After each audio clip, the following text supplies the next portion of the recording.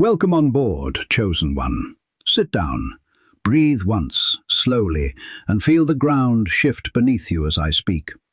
Because the story I am about to tell you is not a story at all. It is a report, a record of something that already happened, that you lived through without ever understanding what you were living through.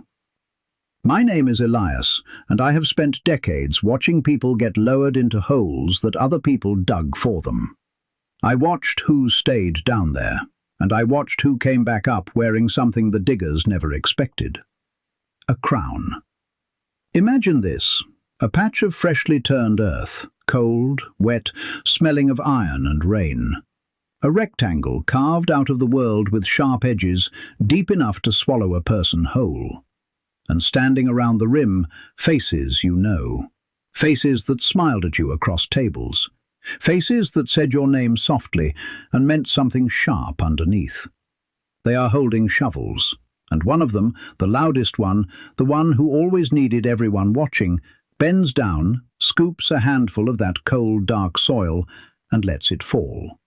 Onto you. That single handful of earth. Remember it. That handful is the whole story. And by the end, you will understand why it was never dirt at all. It was seed. Because here is the truth they will never admit. They did not bury you to end you. They buried you because they had already run out of ways to control you above ground.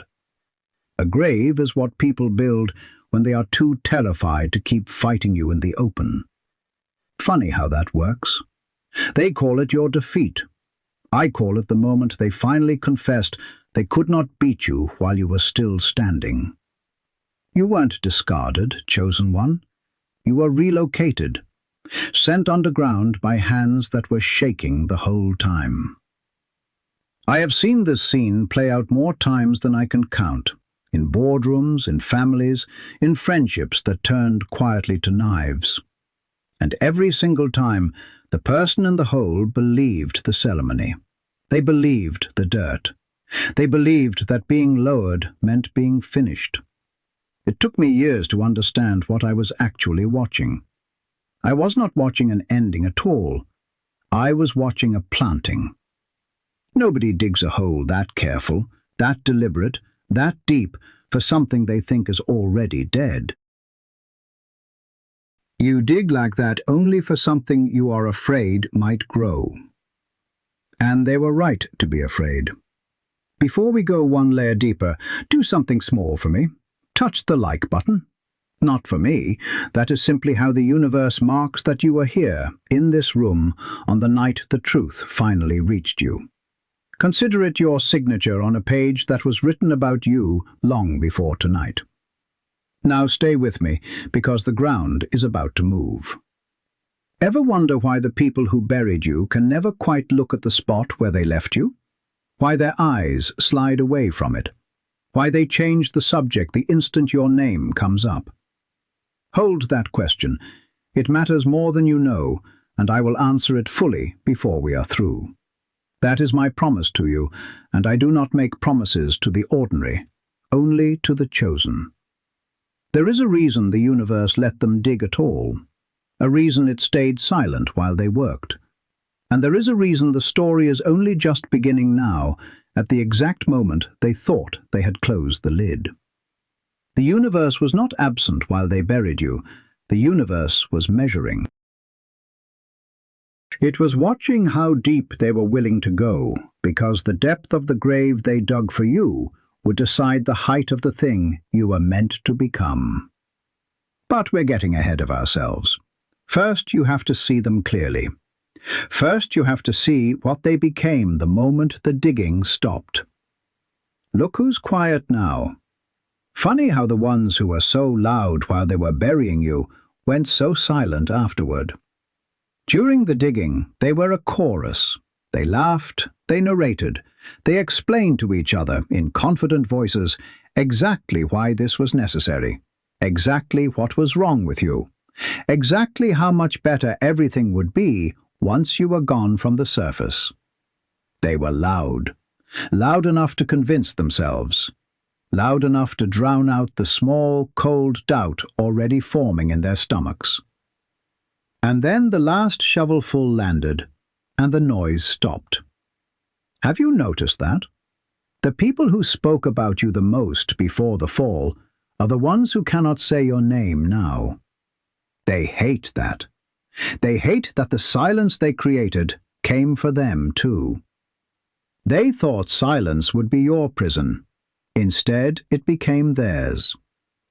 Here's the truth they will never admit to your face.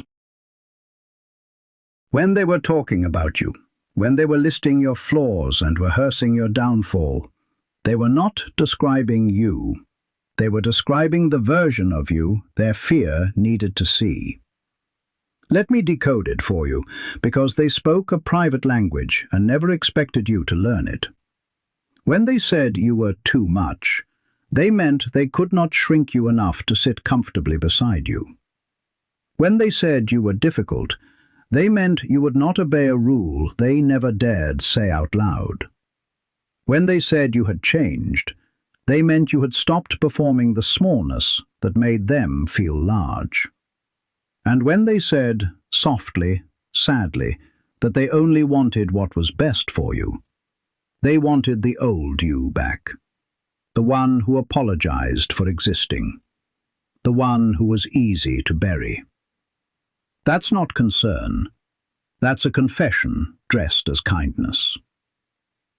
I remember a man I once knew, years ago, pushed out of everything he had built by people who had smiled at him for a decade. They told the whole world he had lost his edge. I watched him listen to them say it, and I watched something in his eyes go very, very still. That stillness is the sound seed makes underground.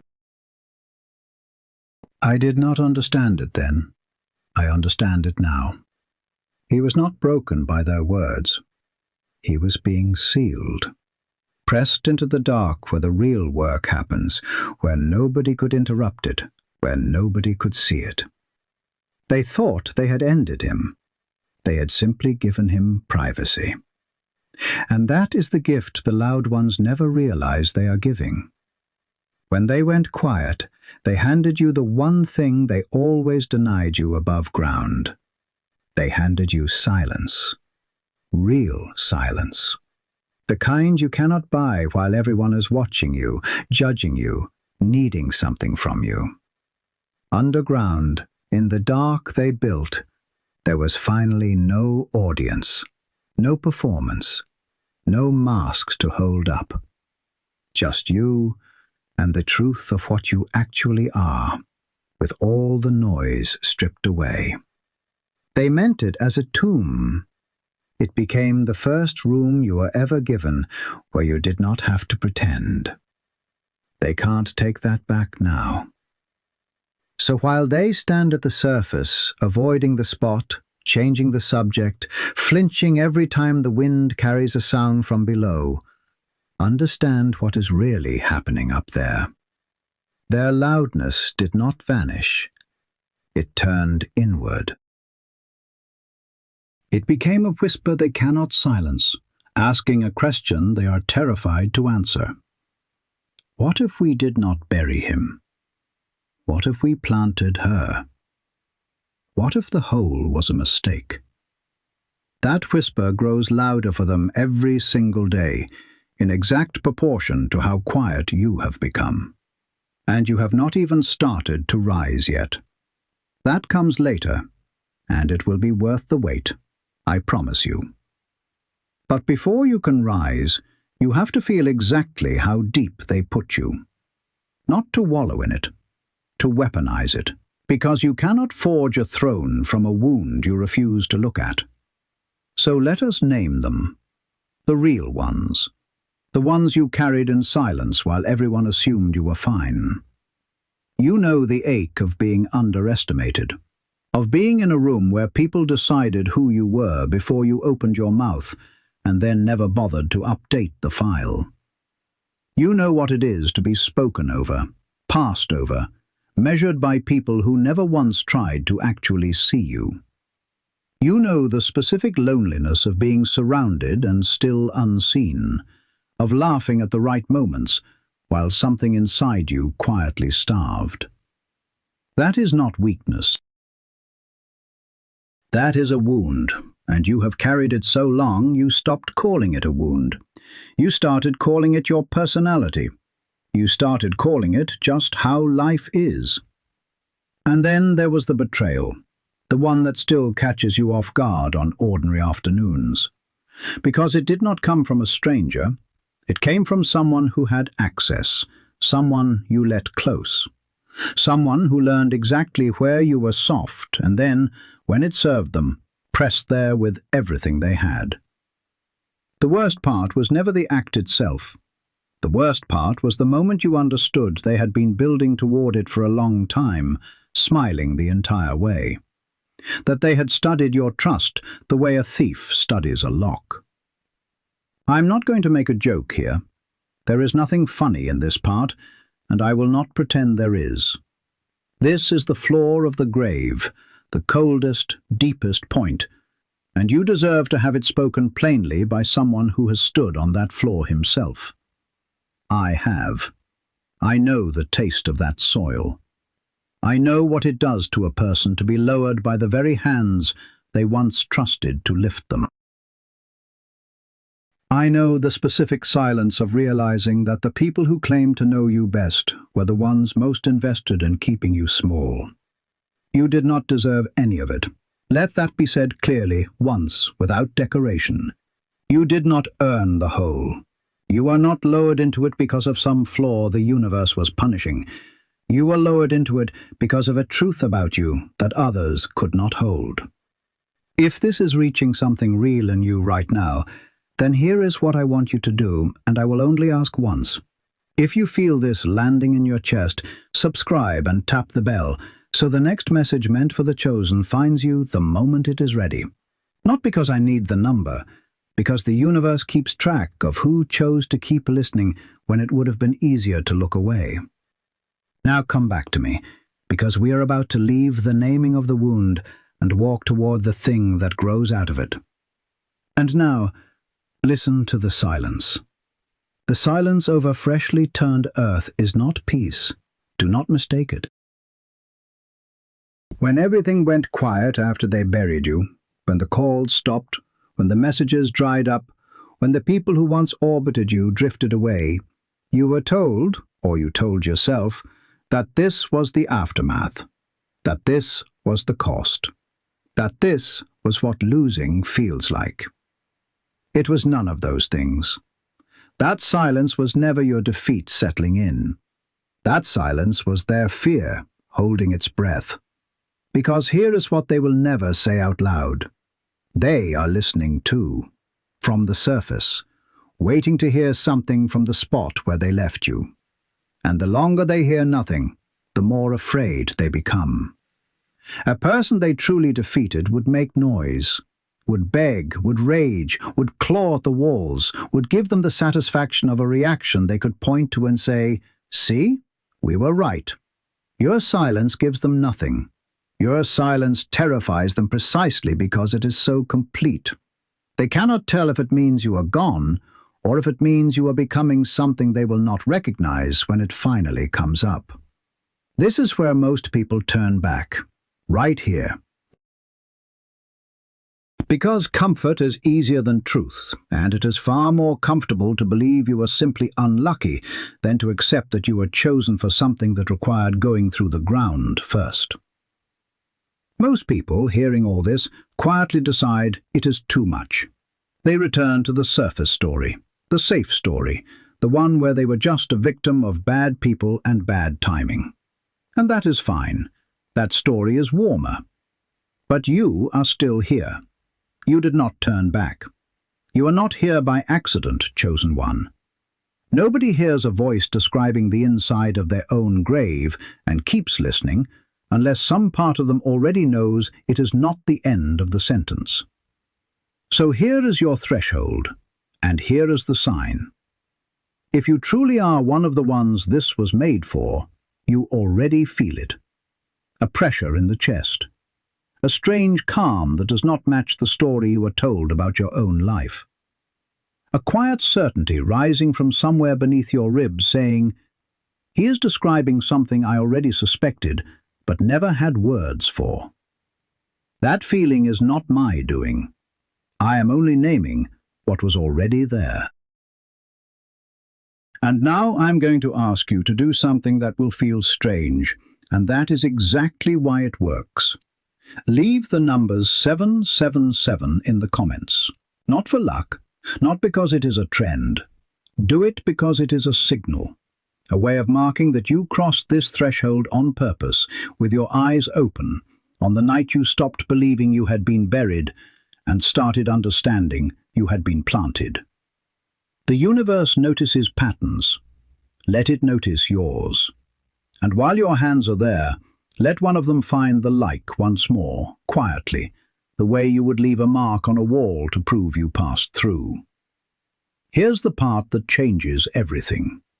Everything I have told you so far, the handful of dirt, the loud ones gone quiet, the wound, the silence that is not peace, all of it has been leading to a single reversal that most people never live long enough underground to discover.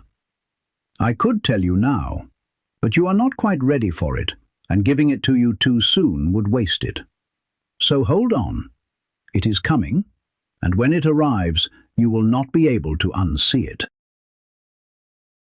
First, there is something you have to understand about what actually happens to a thing that gets placed in the dark and left alone. Because it does not simply wait there, it begins to change. And that change is where the real story finally starts. Number 1. A seed is not buried, it is planted. And the difference between those two words is the difference between an ending and a beginning that only looks like one from the outside. Here is the aphorism they could never grasp. What looks like a funeral to the frightened is a sowing to the patient. Imagine this. A single seed, dark and hard and small, dropped into cold soil, then covered over completely. No light reaches it, no sound. If you did not know better, you would swear it had been abandoned to rot. That is exactly what a passing bird would think, looking down. That is exactly what the ones who buried you think, looking at the spot where they left you. They see finality. They see the closed surface of the earth and read it as the end of the sentence. But the seed does not read it that way. The seed feels the dark pressing in from all sides and does something no one above ground can witness. It splits open. It surrenders its old shape entirely.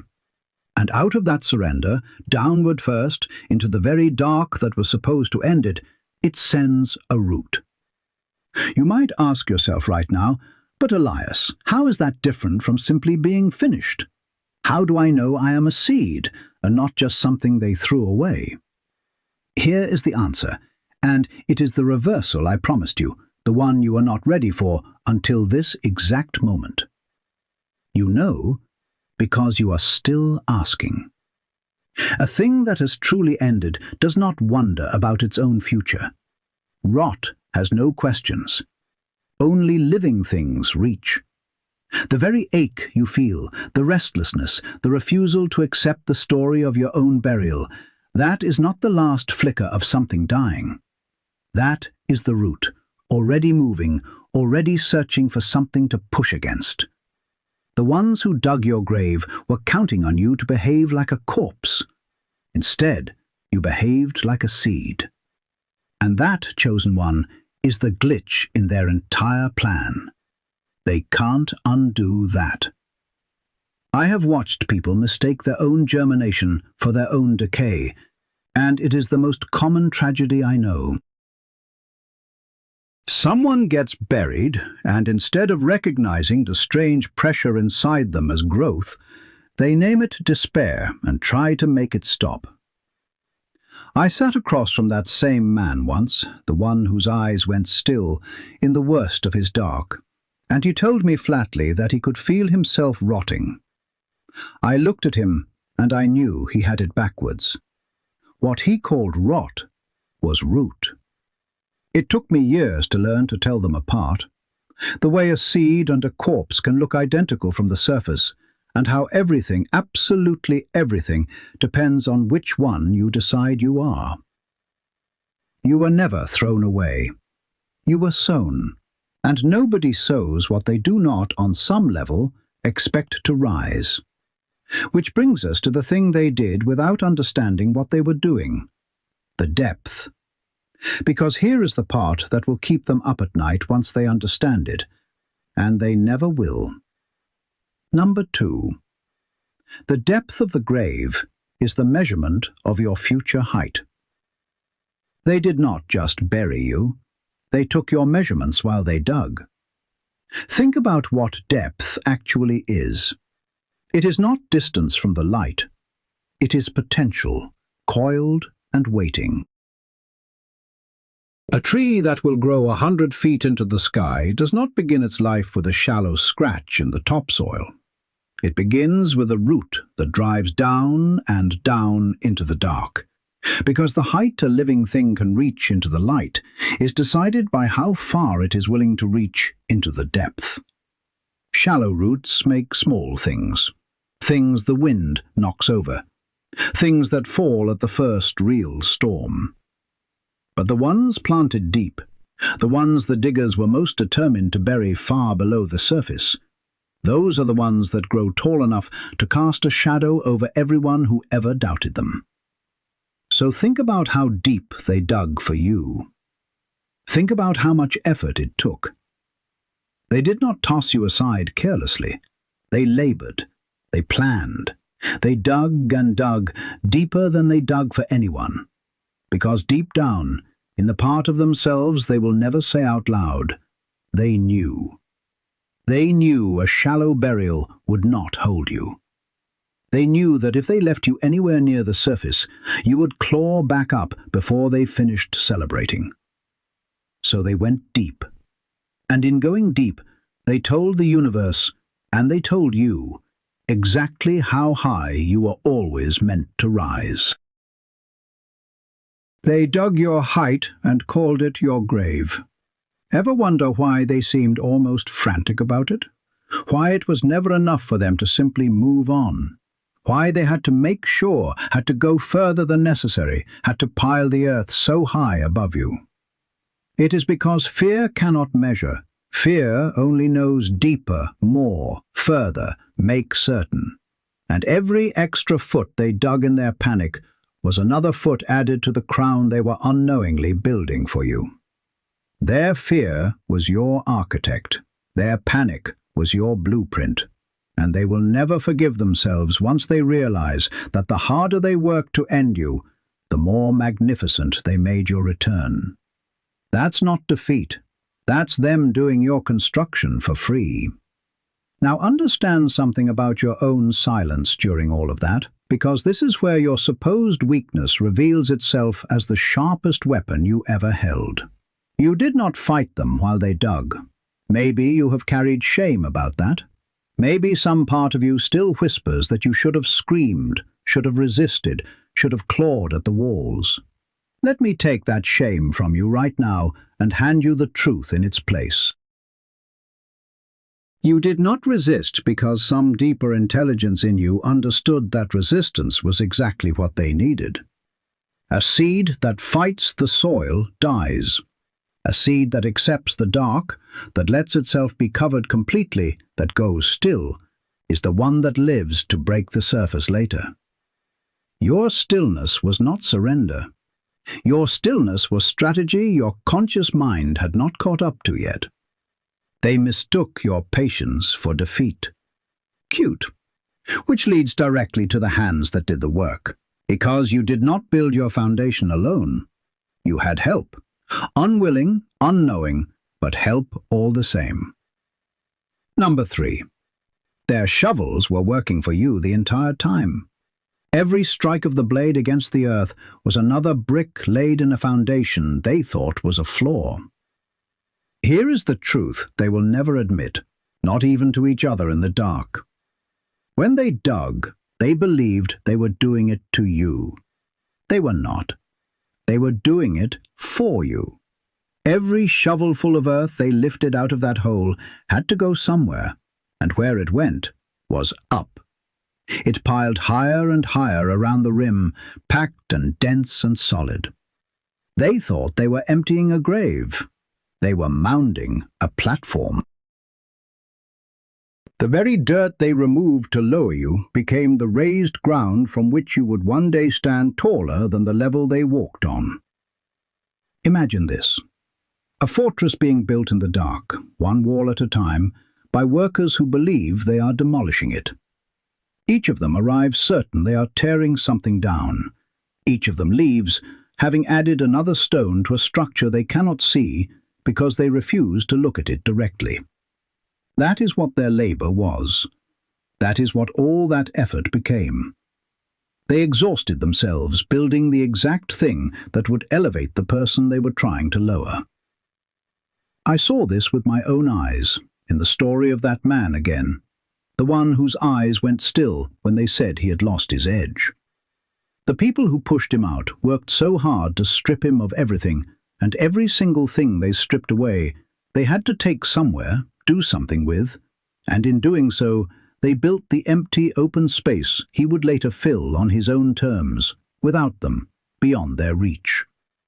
They handed him a clean foundation by clearing away everything he had outgrown anyway. They called it destruction. It was demolition of the old to make room for the new, and they paid the labor costs themselves. That's not an attack. That's free construction from people who hate you. You might ask yourself, but Elias, why would they help me and not even know it? Because a person consumed by the need to bury someone cannot see anything except the burying. Their whole vision narrows to the hole, the dirt, the covering over. They never lift their eyes to notice what is accumulating around them, above them, beneath their own feet. That blindness is your protection. That obsession is your cover. While they are fixated on pushing you down, they cannot see you assembling the very thing that will lift you up, brick by brick, from materials they keep supplying for free. Their shovels are still moving, chosen one. Listen. That scraping sound you hear even now, that is not the sound of your ending being finished. That is the sound of your foundation being poured by hands too blinded by fear to see what they are actually building. And soon that foundation will be complete, and something is going to change in the earth itself, a thing that happens deep underground where no one is looking, that turns soft ground into something that can hold enormous weight. That is where we go next, because the soil around you is not staying soft. Number 4. Pressure does not destroy what was built to be pressed. It converts it. And the weight they piled on top of you was never crushing you. It was compressing you into something the surface world does not have the strength to make. Here is the aphorism the diggers could never survive. Soft ground becomes stone only under the weight that was meant to bury it. Imagine this. Deep beneath the earth, in the dark where no light has ever reached, ordinary sediment lies under unimaginable pressure. The weight of everything above it presses down, year after year, without pause, without mercy. And that pressure does not turn the sediment to dust, it turns it to rock.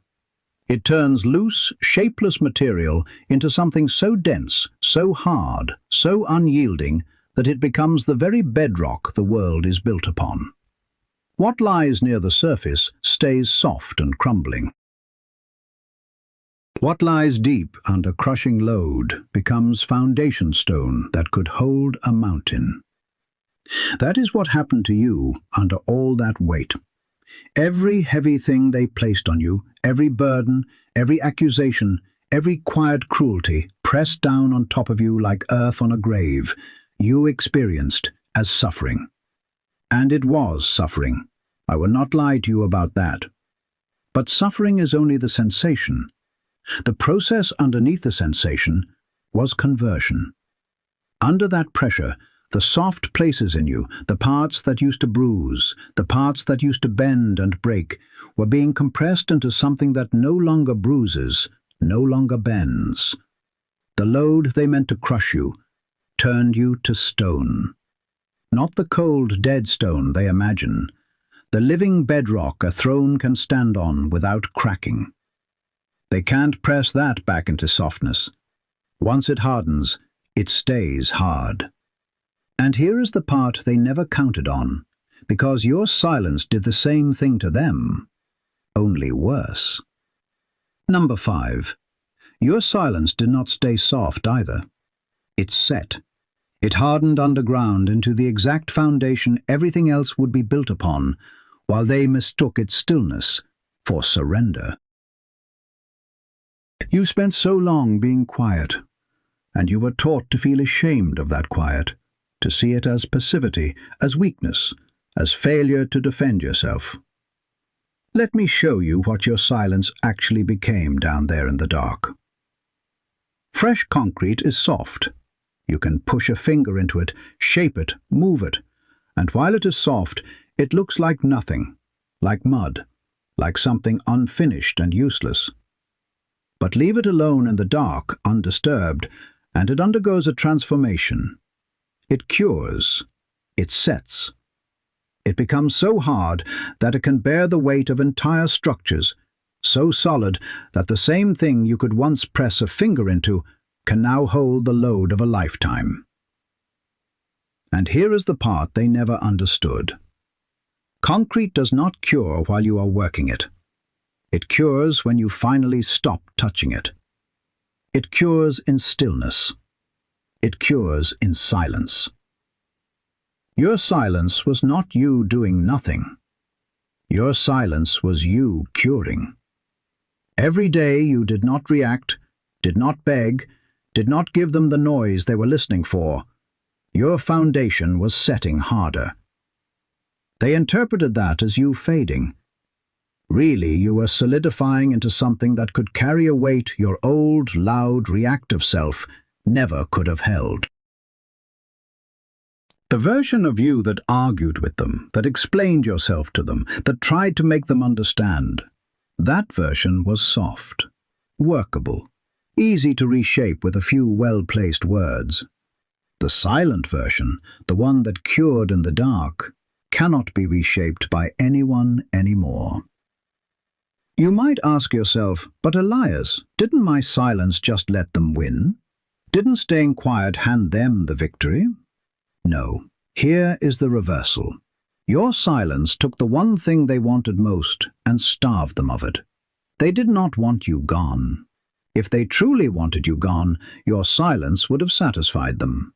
What they wanted was your reaction, your collapse, your confirmation that they had power over you. Your silence denied them that forever. A person who screams while being buried gives the diggers a memory to feast on for years. A person who goes silent gives them nothing but a growing dread they can never resolve. Your silence was not their victory.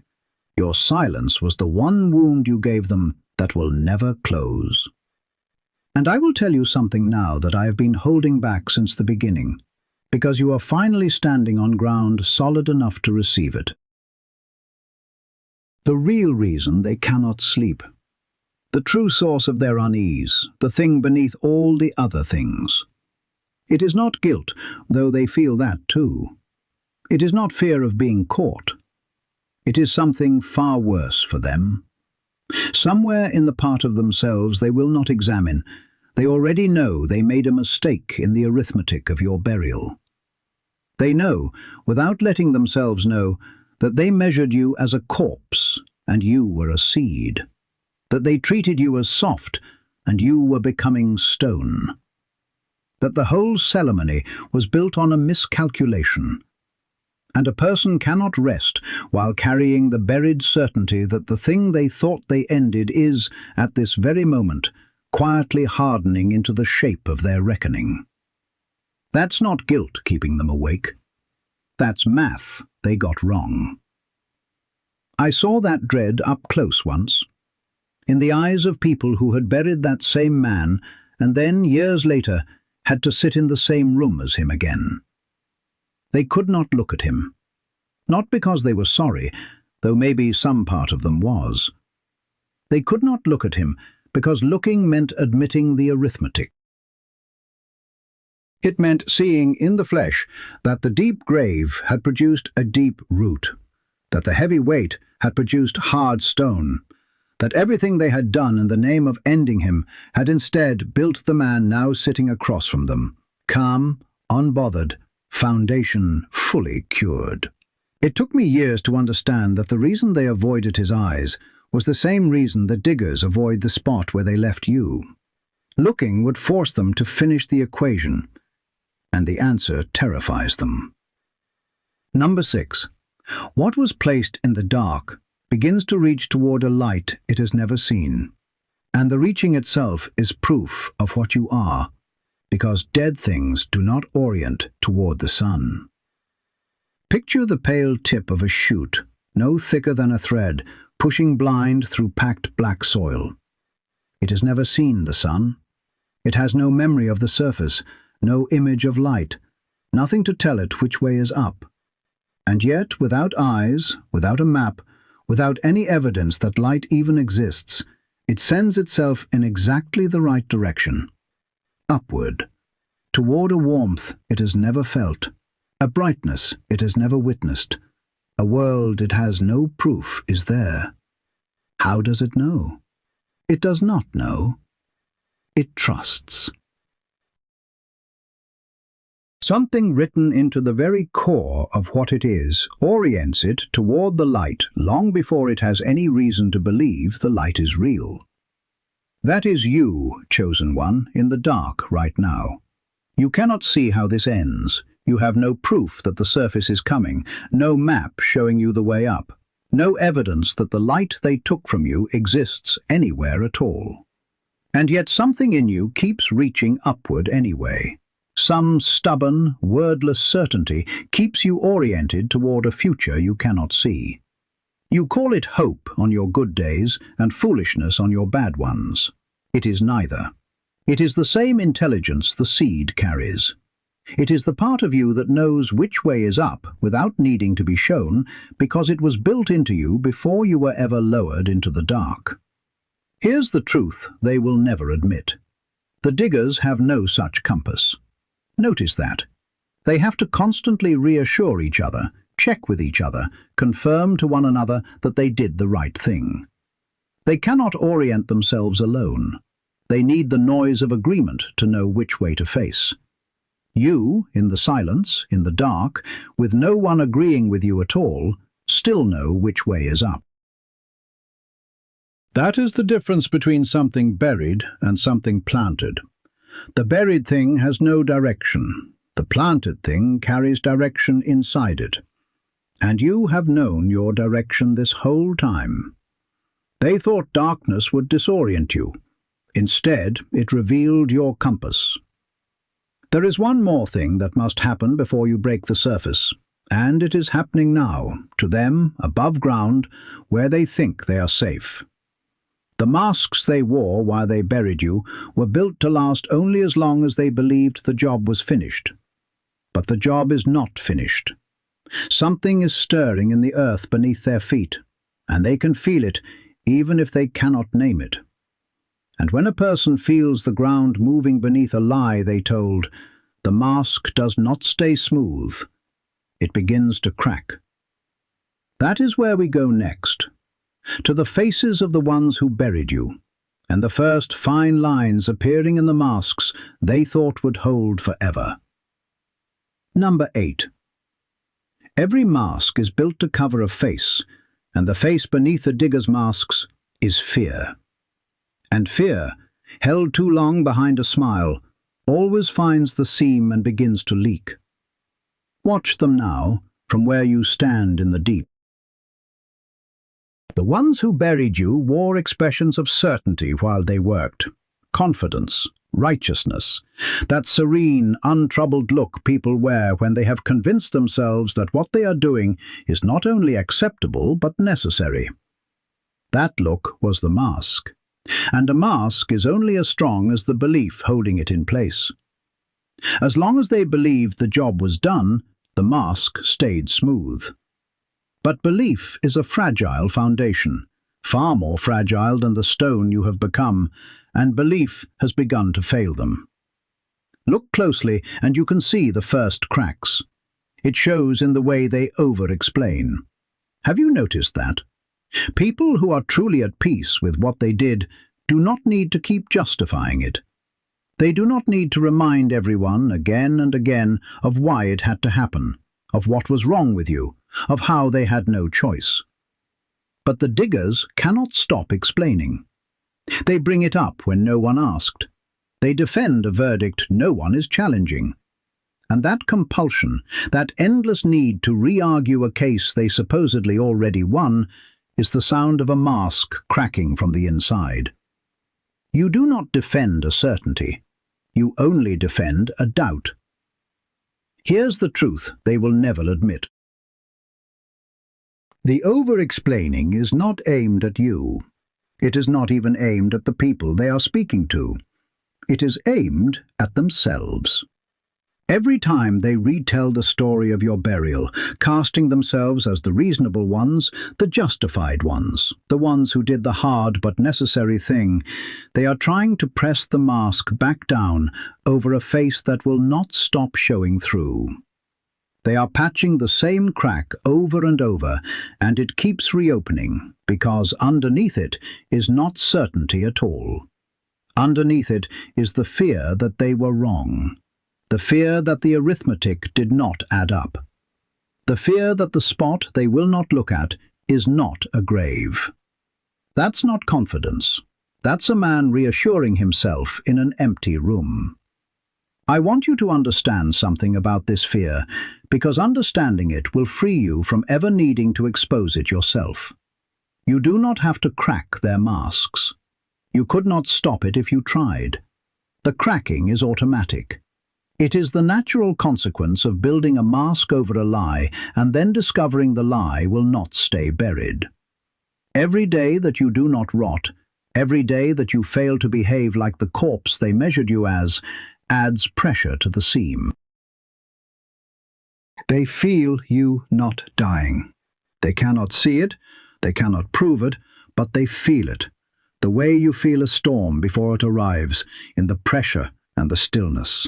And that feeling is doing to their masks exactly what the deep pressure did to your softness, except their pressure does not turn them to stone.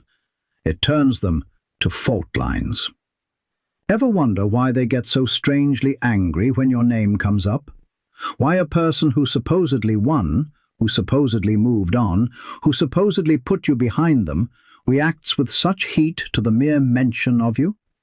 It is because the mask slips in that instant. For one unguarded moment, the fear shows. And they hate that you can still do that to them from underground, without saying a word, without lifting a finger. They hate that a person they buried still has the power to make their carefully arranged face come apart at the mention of a name. That anger is not strength. That anger is the mask panicking as it fails. I'm going to hold something back here one more time, because there is a truth about what is behind the final mask that you are still not quite ready to hold. It is coming. When you break the surface, you will see it fully, and it will not be what you expect. It is not what they showed you. It is not even what I have hinted at. There is a face beneath the face, and when you finally see it, you will understand something about the entire burial that will change how you remember all of it. But not yet. First you have to rise far enough to see over the rim. And you are almost there. Number 9. There comes a moment when you outgrow the very grave they dug, when the container built to hold you can no longer contain what you have become. And that moment is not somewhere in your future. It has already begun. Think about what it means for a root to outgrow the space around it. The seed was placed in a specific spot, in a hole of specific dimensions, in a grave measured to specific depth. That grave defined the limits of what they thought you were. Its walls were the boundaries of their imagination about you. But a living thing does not stay within the boundaries of anyone's imagination. It grows. And as it grows, it presses against the walls that were meant to contain it. And then, quietly, inevitably, it grows past them. The roots break through the sides of the hole. They spread into ground the diggers never measured, never claimed, never even considered. The grave that once defined you becomes a small thing you have already grown beyond. That is where you are now. You have outgrown the story they told about you. The version of you they buried was small enough to fit in the hole they dug. But you are no longer that version. You have grown roots into ground they do not control, cannot see, and never accounted for. The grave still exists, but it no longer contains you.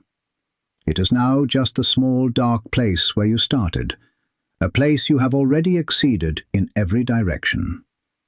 They think they know your dimensions. They are working from measurements taken of a person who no longer exists, and that outdated measurement is about to cost them everything, because a result was quietly decided down here that they still believe is undecided. Number 10.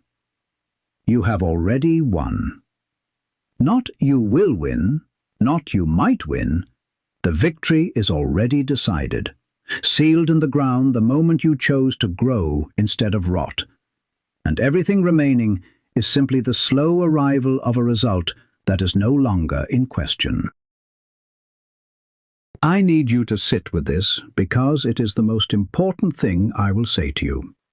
The outcome is not pending. When a seed germinates deep in fertile ground, sends down roots, hardens under pressure and turns toward the light, the tree is already decided. It has not yet broken the surface. No one can see it.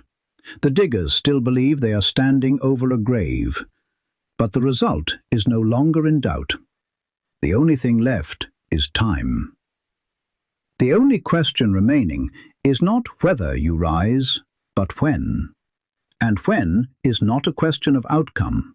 When is just a detail. You might ask yourself, but Elias, how can I have won when I am still in the dark, still beneath the weight, still unseen? Here is the reversal, and it is the deepest one yet. Victory was never about the surface. Victory was decided in the dark, in the exact place they thought they were defeating you. At the exact moment you did the one thing a defeated person cannot do.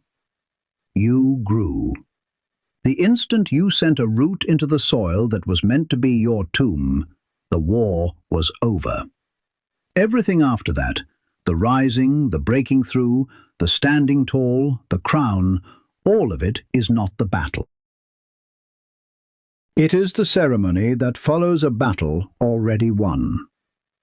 The diggers are still fighting a war that ended the moment you chose the root over the rot, and they do not even know the fighting stopped. They're still guarding a grave you already left. I watched this in that man again, the one whose eyes went still. Long before he ever returned, long before anyone saw his rise, the thing was already decided. I could see it in that stillness. The people who pushed him out were still bracing for a fight, still preparing their defenses, still rehearsing their justifications, and the entire time the outcome had already been sealed in a place none of them could see. When he finally rose, it shocked them. It should not have. The result had been fixed the moment he stopped screaming and started growing. His rise was not the victory. It was merely the announcement of a victory that had been complete for a long time.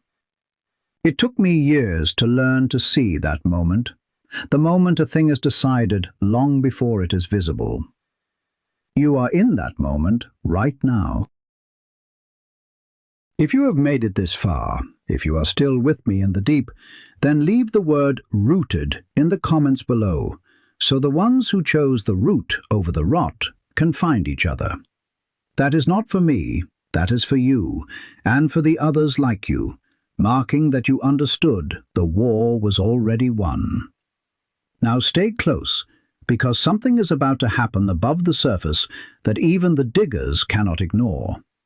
Something is going to come up out of the ground where they were so sure nothing would ever grow again, and the smell of it will reach them before they see it. Number 11. The surface always breaks. Not with permission, not with warning, but with the quiet inevitability of something that was always going to happen. And when it breaks upward, from below, on your terms, not theirs. Imagine this. The ground the diggers packed so tight, so smooth, so final. They smoothed it over with the flat of the shovel. They stood on it to be certain. And for a long time nothing disturbs it. Then, one ordinary morning, when no one is watching for it, a single crack appears in that smooth surface. Small, almost nothing, easy to overlook. But that crack was made from below, by something pushing up with a patience the surface cannot match. And once the first crack appears, the ending is already written, because what pushes up through soil does not tire, does not doubt, and it never stops. It simply keeps rising, and the surface, for all its packed-down certainty, was never built to hold back what grows. That is the moment approaching for you now. Not a dramatic explosion, just a first small breaking of the surface they thought was sealed. And here is what matters. You do not have to force it. You do not have to strain against the ceiling of earth above you. The rising happens the way germination happens, by an inner pressure that has been building the entire time, released not through effort, but through readiness. When you are ready, the surface breaks. It has no choice, because it was only ever as strong as their belief that nothing beneath it was still alive. Here's the truth they will never admit. They will tell themselves the crack was an accident. Weather, time, anything but you. Right up until your shape is unmistakable against a sky, they will invent explanations that let them keep the story they buried you with. And remember what I promised you, the face beneath the face. This is the moment it starts to surface too. Then, when denial is no longer possible, when you are standing there fully risen, the smell of turned earth still on you, they will fall silent in a way they have never been silent before. Because there is no mask for the moment the grave you dug stands up and looks back at you. Number 12. What rises does not rise as what was buried. You will not come up as the person they lowered.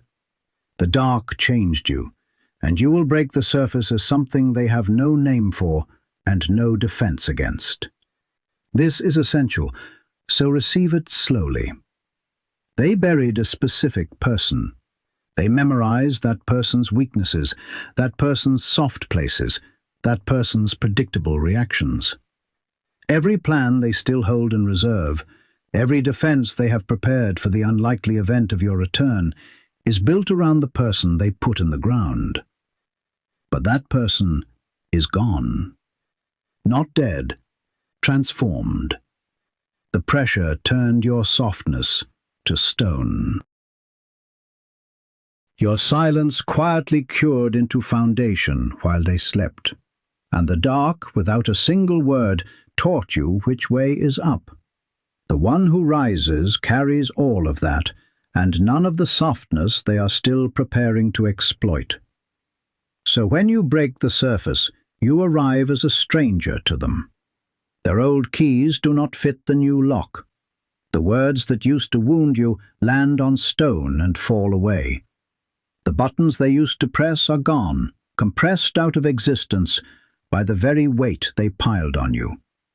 They will reach for the levers that once controlled you and find nothing there to pull. That is the terror of facing what rose instead of what was buried. They prepared for a ghost and got a monument. You might ask yourself, but Elias, will they even recognize me? Here is the reversal. They will recognize you, and that recognition is precisely what breaks them. Because they will see at once that it is you and that it is not the you they buried. And in that single impossible moment, they will understand everything. They will understand that the grave was a garden, that the burial was nothing but a planting, that every shovelful deepened a foundation and heightened a crown. They will understand all at once, in the space of one look, that they built this, that the magnificent, unshakable thing standing before them was assembled from their own fear, their own labor, their own weight. And there is no recovering from a knowledge like that. That's the moment the diggers become the buried. Number 13. Now you see the face beneath the final mask, the one I kept back from you until you were tall enough to look at it. And it is not hatred. It was never hatred. Behind the last mask is recognition. They buried you because, on some level they could never admit, they saw what you were becoming and could not bear to stand beside it. I promised you a face beneath the face, and here it is. When you finally see the diggers clearly, from your full height, you will not find monsters. You will find people who caught a glimpse of your future self and were terrified, not because you were beneath them, but because you are rising above them. The burial was never about your smallness. It was a desperate answer to your bigness, sensed early, feared deeply, and buried in a panic by people who could not grow and could not bear to watch you do it. Their cruelty was a confession. Every grave is a compliment the digger is too afraid to say out loud. Here's the aphorism to carry out of the dark. They do not bury what they look down on. They bury what they are forced to look up at. And now, number 14, the crown. Understand at last what a crown truly is, and why this one could only have been forged underground. A crown is not given by those above you. A crown handed down by others is just a collar that flatters. The only crown that cannot be removed is the one that grew out of you, from the root up, through the pressure, through the dark, out through the broken surface, into the light. No one places it on your head. It is the shape your head takes when everything false has been pressed away and only the unbreakable remains. They could never have given you this. That is the final mercy hidden in their cruelty. Had they lifted you, had a crown been set on you by their approval, you would have worn something that depended on them, that could be taken back the moment they changed their minds. Instead, they buried you, and in burying you, they forced you to grow the one crown they can never touch. A crown grown in the dark answers to no one who lives in the light. It is yours in a way nothing given could ever be. And every soul who tried to bury you is, whether they will ever admit it or not, a blacksmith who forged your crown with hands that meant to dig your grave. And that leaves only one thing to understand now, the last thing, the thing everything has been climbing toward since the very first handful of dirt. Number 15. So here is what remains, chosen one, now that you stand risen with the earth falling from your shoulders and the crown that grew from your own root catching the light for the first time. Do not go back down to argue with the diggers. Never climb into the hole again just to explain to them what happened. That is the last trap, and it is the one that catches those who came so far only to stumble at the end. You do not owe the grave a farewell, and you owe the diggers no explanation at all. What rose does not return to the hole to be understood by those who dug it. Ever wonder what happens to a grave once the thing inside it has risen and walked away? It becomes what it always secretly was. An empty hole. A monument to a fear that failed. The diggers will stand around it for a long time, still guarding it, still explaining it, telling and retelling the story of the burial to anyone who will listen. Let them. They are tending an empty grave while you walk in the sun. That is their sentence, and it is heavier than anything they ever piled on you. They will spend their days keeping watch over a hole, and you will spend yours becoming everything the hole was too small to hold. Here's the last truth, the one to keep forever. You were never buried. You were planted by frightened hands in fertile dark. You were pressed into stone by a weight meant to crush you.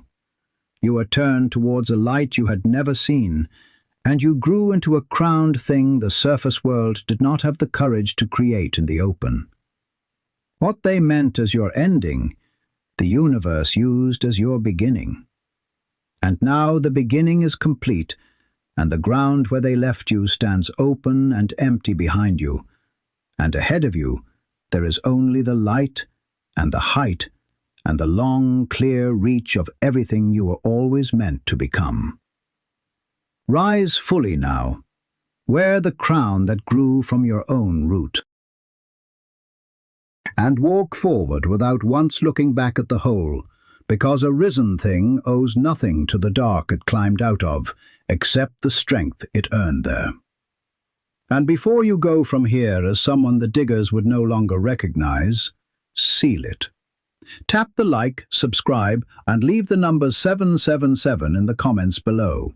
Not for me, for the one you just became on the night you finally understood you were never buried, only planted. You crossed the whole dark with me. You did not turn back. And that, chosen one, is how I always knew you were one of the ones who rise.